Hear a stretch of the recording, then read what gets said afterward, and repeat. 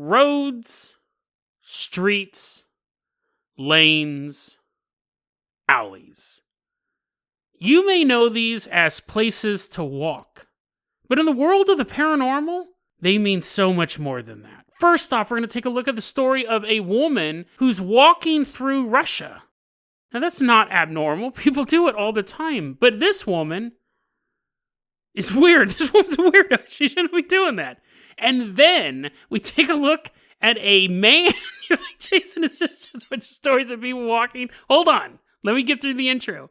And then we take a look at the story of an old farm out in the middle of nowhere. They're having a good old time in the hootenanny until a stranger walks up to the house. And then we take a look at a bizarre musical mystery. When a folk singer goes missing, people think suicide, people think the mob. But to this day, his fans proclaim he was taken by the aliens. Today on Dead Rabbit Radio.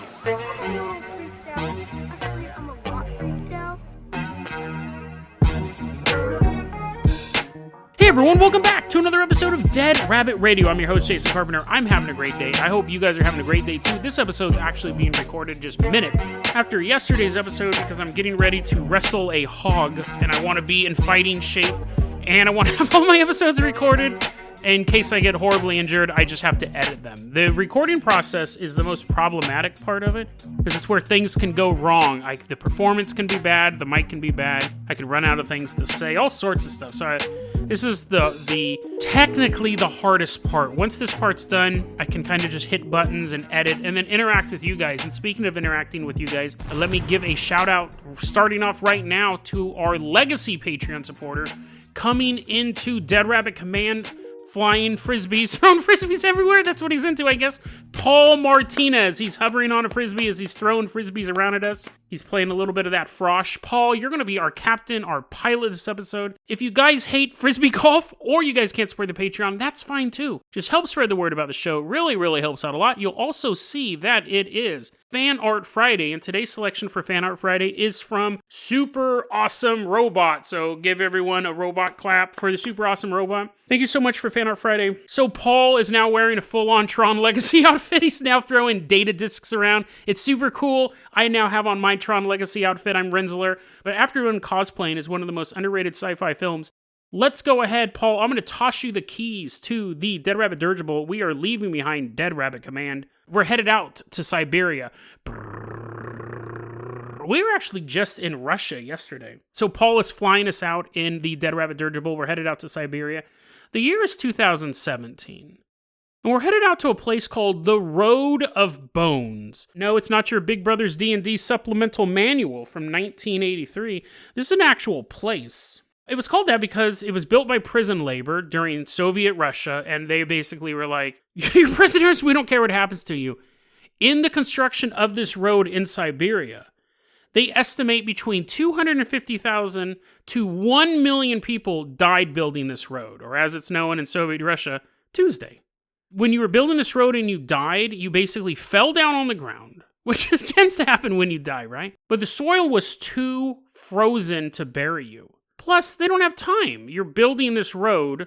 You got deadlines to meet. Get it? Deadlines? Because everyone's dying? Maybe I should have taken more of a break between episodes. It's called the Road of Bones because for a while there were bones littering the highway. The government has now apologized for that whole program, but that was the case. That's why they called it the Road of Bones. Now it's known as, officially, the Kolyma Federal Highway. In 2017, a woman is sighted walking down the road. Again, not unusual. People are allowed to walk down the roads all over the place. But truck drivers are driving by. See a girl walking on the side of the road. Cars driving by. Girls walking by. Truck drivers are like doing their routes, coming back the other way. She's still walking. Breaker, breaker, do you see that young lady walking on the side of the road? Smokey Bear, do you see that? Oh, yes, pile of bones, I see that. And coming up here, this woman is sighted on this road making a 1,200-mile walk. She's sighted between Yakstuk and Magadan. Apparently, she has made this 1,200-mile walk multiple times. because she's been seen all along the length of it multiple times. So you're like, Jason, is this a phantom? Did she get in the backseat of Smokey Bear's big rig, and then he takes her to the prom, and then they get there and the backseat's empty, nothing but a wet raincoat? No, there's a photo of this woman. Not a blurry photo late at night. That's the jump scare photo. Ah! There's a photo of this woman walking the street. It is a real woman that has been documented. The police have actually talked to this woman. What are you doing walking? It's a free country, isn't it? And their eyes shift from side to side. They're like, yeah, kind of nowadays. 50 years ago it wasn't. She's like, bugger off. Truck drivers have stopped. Hey, you need a ride? She doesn't engage with anybody. She'll answer questions for the police because you kind of have to, but she just keeps walking. The police go, she's not breaking any laws. You are allowed to walk down the street. People who have like, hey, miss, you need a ride, eventually they think she's mentally ill. They'll grab her. She freaks out. She starts screaming incoherently. You got to run. You get in your car.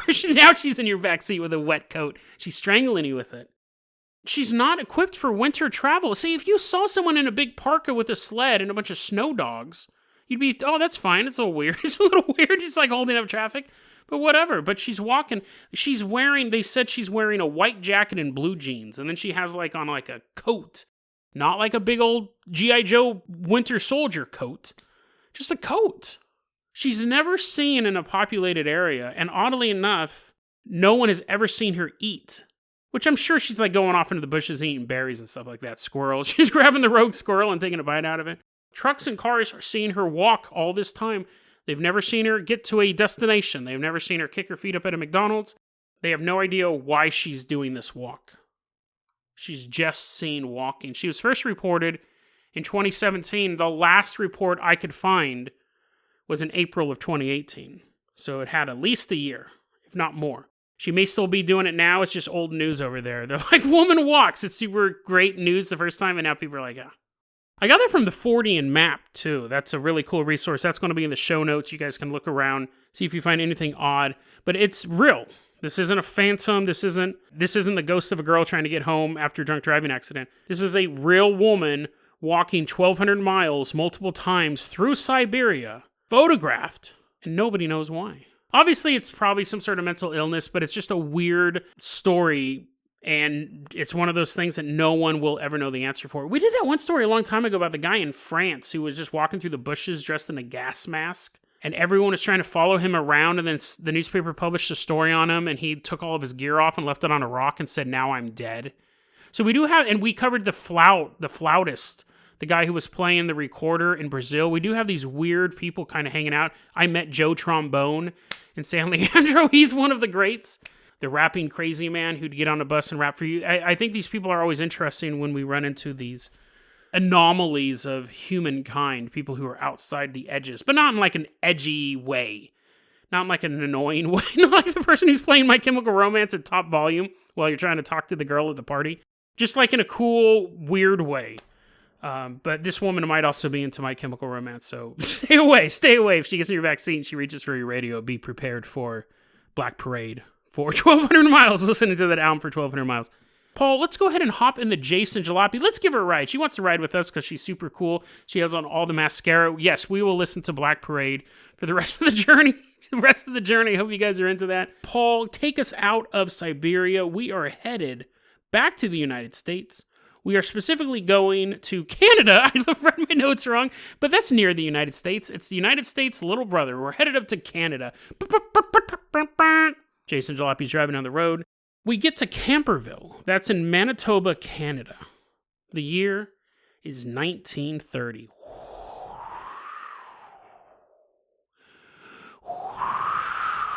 The winter storm pauses to take a deep breath. It's winter. It's late at night. And the snow is falling.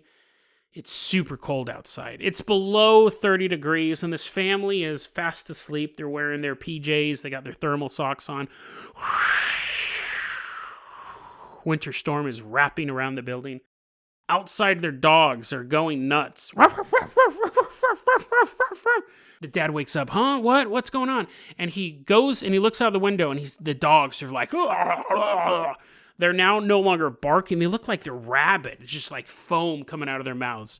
Apparently they also sound like a man. The dog sounded like a 44-year-old man trying to record a podcast without waking up his neighbors. It was crazy. The dad's standing there. The rest of the family is looking through the window, and they see a man standing in their front yard. Now, the winter storm is pelting the building with snow. And it's also hitting the stranger. He's not immune to the weather. But he's dressed like he is. He's wearing a tuxedo. He's just standing out in the snow.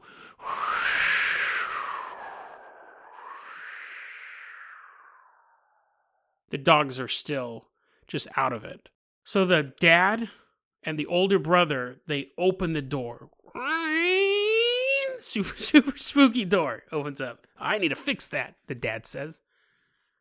He walks out with his son, and the man is just standing there in the tuxedo. What do you want? What's going on in here? Why are you bugging my dogs? Why are you making them sound like a 44-year-old man trying to record a podcast late at night? The man just stands there in the snow. He's like, what does that even mean? He's just standing there. So the father and his son begin to approach the man, and the man takes a step backwards. And they get closer to him, and he takes another step backwards. And they're like, okay, well, now it's on. This guy's obviously just kind of being a jerk. No one walks backward on my property. They keep walking towards him. He keeps walking backwards. Now, he's walking backwards one step at a time. The men speed up. They start jogging towards him. He continues to take one step back. And that's when the men realize, and even the people witnessing this from the house, no matter how fast the men move towards this figure, they can never close the distance. And the man is constantly just taking one step backwards. They're running towards him. He takes one step backwards. They're still 20 feet away. They follow him up to a hill, and then they just stop. And he's still just walking backwards. He walks backwards down the road and is soon swallowed by the winter storm.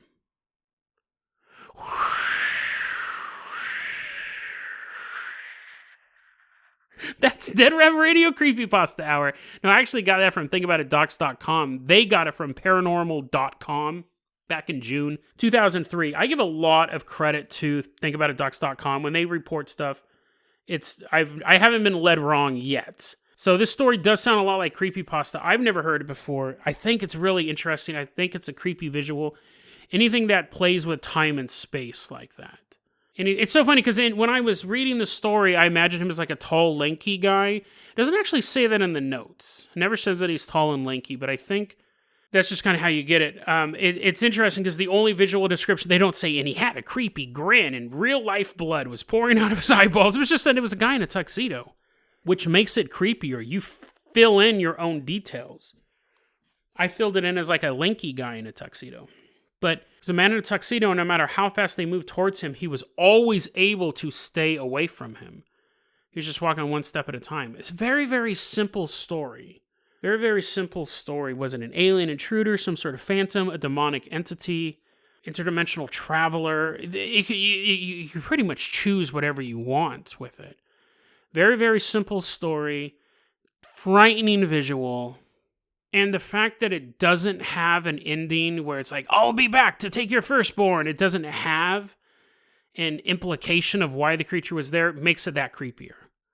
So we cover stories about some crazy kid in Brazil, like we did earlier in the week, who's beating up chickens. You just go, well, I don't have chickens. I don't live in Brazil. I'm not worried about this Dennis the Menace-esque character messing up my life. This guy came out of nowhere, had no goal, and left. And that could happen to any of us. You could be walking to your car later tonight and you just see a figure standing there next to your car. I mean, there's nothing they did to start this and there was nothing they did to finish it. So you don't know why it was there. Those type of stories I find very unsettling. Also, park underneath the streetlights. But sometimes that doesn't even help, right? You're walking towards the car and your streetlights like... And every time it flickers black, you see a figure standing there, but then the light's back and it's gone. Paul's like, dang it, Jason, I have to go to bed after listening to this podcast. It's okay, Paul. Let's go ahead and leave behind the Jason Jalopy. We're going to hop in the Carpenter copter. We are headed out to one more story that involves walking. You like this theme episode? You like this walking theme episode? We are leaving behind Canada. Paul, I want you to take us out to Los Angeles. We're in the 1960s, so we're dressed up. We got really cool clothes on and stuff like that, as opposed to the lame clothes we're wearing today. We got really cool clothes on. We're walking around LA. We're sitting at these cool nightclubs. We're hanging out with a bunch of old stars, but they weren't old back then. They were young. There's a man on stage, and he's tuning his guitar, and this band's getting ready, and Debbie Reynolds is sitting next to me, and she goes, hey, dude, you won't believe this dude is dope. Like, this guy's super, super awesome. I was like, who is it? And Debbie Reynolds goes, that's the only old star I can think of off the top of my head because I just watched Singing from the Rain a couple weeks ago. I never saw it before. Debbie Reynolds goes, yeah, dude, this guy's killer. His name is Jim Sullivan. And he's sitting there and he gets his little pedestal ready and he starts playing a jaunty little tune. And all of these rich, powerful people in LA are mesmerized by this simple folk singer singing simple folk songs. He was one of those guys. Jim Sullivan was one of those guys who wanted to make it. We all want to make it, right? Whatever your career, it could be you want to make it as a stockbroker, or you want to make it as an artist, you want to make it as a mechanic. Everyone has dreams and aspirations, which is great. You got to have those. You got to keep moving forward. And Jim Sullivan was just like us. His aspiration was music. And he actually kind of lucked out because his wife worked for Capitol Records. Now, she wasn't a producer. She was like a staff member there. And she did her best to try to get his music in front of the people at Capitol Records, but it just wasn't successful. She couldn't get them to really pick up the album. So you go, okay, he's trying his best. He had this weird way of mesmerizing people, where his first gigs were at very, very prestigious nightclubs.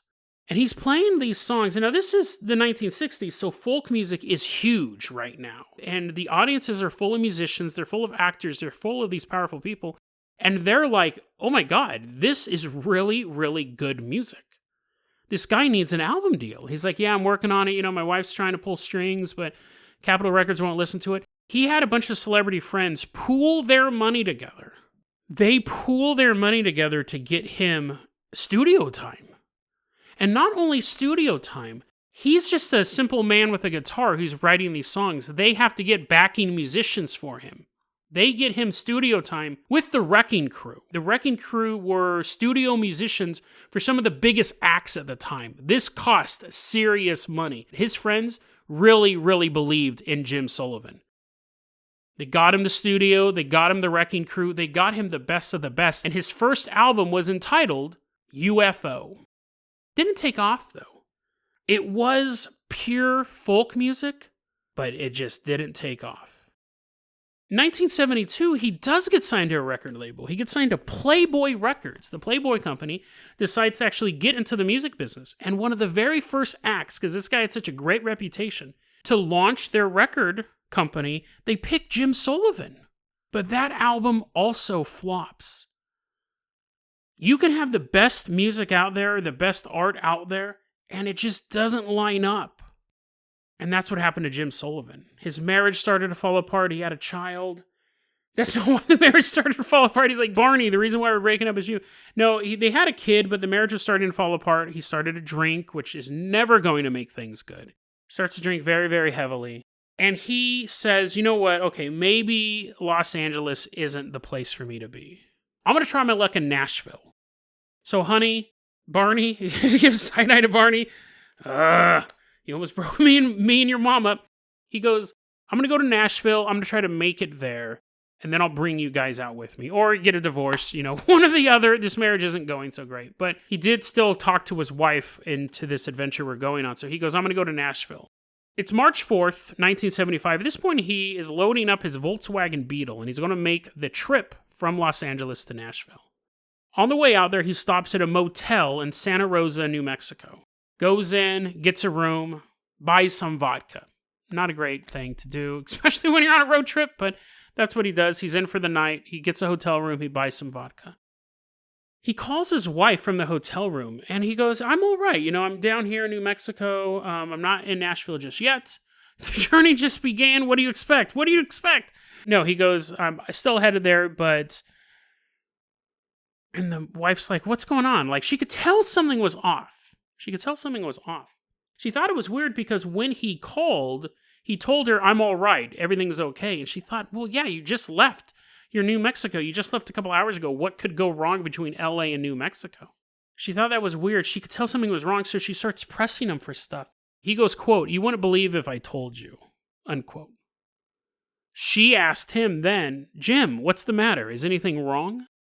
And he replied, quote, forget it. Just forget I said anything. I'll call you from Nashville, unquote. Next day, 26 miles away from the hotel, he's seen walking near a remote ranch. He's walking away from a parked car. He was never seen again.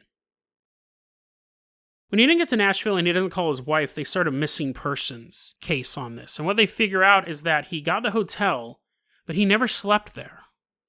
He got the motel room, he left his key in the motel room, never slept in the bed. He must have driven out that night. The last time he was seen was walking around that ranch 26 miles away.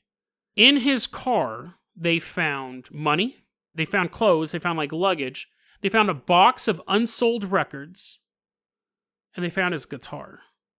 And that's when his wife goes, okay, something's wrong, because I'll tell you right now, he would leave all of that stuff, but he would never leave that guitar. If he ever needed to make money, he'd probably take the cash too. But she goes, he needs that guitar to make money. That's his life.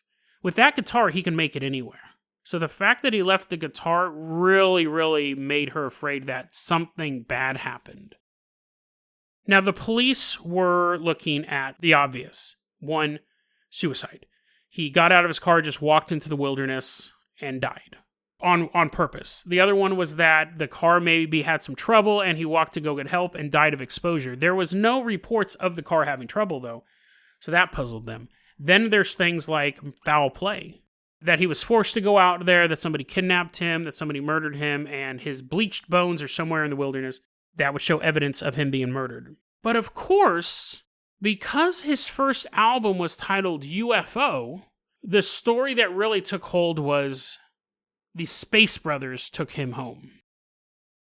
That he went out into the middle of nowhere, New Mexico, which is home of Roswell, and he got abducted by aliens. One of his best friends, Al Dobbs, this old famous actor who actually was one of the guys who helped raise money for him, he says, listen, I think it's really poetic to think that he's out there wandering somewhere, but I think something bad happened to the guy. I don't think that he got picked up by aliens or he's wandering the wilderness or anything like that. That was his take on it. But the fans of his, they're like, Al Dobbs, you big old party pooper. Let's say that he went and hung out with aliens, because we don't know. And his album wasn't a success. His follow-up album wasn't a success, and it became a collector's item for decades. In the underground folk music scene, people would talk about Jim Sullivan, and this mystery would be part of it. They're like, yeah, he recorded this album about UFOs. He recorded the song. He goes on talking about just walking. The song's a really interesting song. The song UFO is basically about like the alien brotherhood, and if you saw a UFO, would you believe it was Jesus, or would you believe Jesus was a UFO? It's a really interesting song. The album, I'll tell you this right now, the album is great. You guys who know that I listen to music, everyone listens to music, but I listen to West Coast 90s gangster rap, and I listen to pop music, and that's why I don't do a Dead Rabbit Recommends music, because you guys don't want to hear me recommend Spice One's 1996. It's a great album. It's a great album. But you guys aren't going to listen to 1996 or Hollow Tip, Taking No Shorts, or any of that stuff. You guys should. It's great. You guys aren't going to listen to Taylor Swift's 1989 unless you guys listen to it already. The reason why I don't do Dead Rabbit Recommends for music, because music is such a personal thing. But my music tastes are pretty specific. I like bubblegum pop and 90s West Coast gangster rap. in equal amounts. My MP3 player is almost a 50-50 split of those two. So when I was researching this story, I put in Jim Sullivan's UFO album. I don't know how many times I listened to it. It's like a half-hour album, and it is so mellow and cool. You feel cool listening to it. And it's a really cool album to research to, because it's so mellow and just kind of underneath everything. And you guys know that's not my type of music, so I really recommend in the show notes, both albums are in there. You can listen to them on YouTube. It's sure you can buy them as well. Because what happened was, it was this cult collector's item. There was only so many copies of these albums pressed. It was a vanity press the first time. The second time, it was a flop album from Playboy Records. And in 2010, this guy who had heard this, he's like, dude, this album's great. This guy is an amazing musician, and his story is just bonkers. He just walked into the desert. Whether or not he got abducted by aliens, he did just disappear without a trace. So this guy was able to buy the rights of both albums and reissued them in 2010, and they became a big hit. And you know why they became a big hit? Because the story of Jim Sullivan was covered on Coast to Coast AM. It's an interesting story. It's actually kind of heartwarming. And it does suck that he's passed on or walked away or lost or anything like that. But his music lived long past him. Like, his legacy lived on. And it lived on through Coast to Coast AM because he had this album called UFO, and he very well might have been abducted by aliens. We don't know. If he had walked off willingly, he would have taken his guitar. And if it was some sort of mob hit, you figure they would have taken the cash. So what was going on? What did he see? And he told his wife, forget it. Forget it. Forget I said anything. Did he see something in the sky? Was that simple song that he wrote about UFOs and contactees and spiritual enlightenment involving extraterrestrial space brothers? Did that trigger something? Maybe Jim Sullivan couldn't find an audience on Earth, but he found an audience that was out of this world. And then, because his story involved aliens, 50 years later, it was reported on an alien radio show and gained the earthly audience that he deserved all along. The story of Jim Sullivan transcends just a man walking into the desert and walking into mystery. It's a story of an artist who struggled but never gave up. Never gave up. He was just a man who would hit a barrier, readjust, and try again. So whether or not Jim Sullivan was abducted by aliens, and hopefully he was. Hopefully he wasn't murdered, or he just didn't walk into the desert. Maybe he walked into a portal. Hopefully it's something like that, right? Those are the happier endings, because unfortunately he is missing. I can't just make him reappear. But hopefully he did pass on into some great, grand cosmic adventure. But regardless of that, I think Jim Sullivan is a perfect example for us and our current 90 Days to a Better You challenge. Right now, we're all spending the next 90 days to be better than we are today. And Jim Sullivan is one of those people. It wasn't perfect. He had a drinking problem. His marriage was falling apart. None of our lives are perfect. But he kept having a goal. And when he was stymied, he would simply readjust and keep shooting for that goal. He wanted to be a musical legend so much that even his disappearance from the mortal world couldn't stop his drive. And here we are today in the year 2021, talking about a man who dreamed of being a music legend.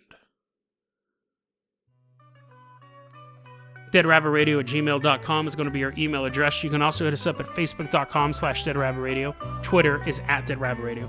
Dead Rabbit Radio is the daily paranormal, conspiracy, and true crime podcast. You don't have to listen to it every day, but I'm glad you listened to it today. Have a great weekend, guys. I have an appointment with a hog.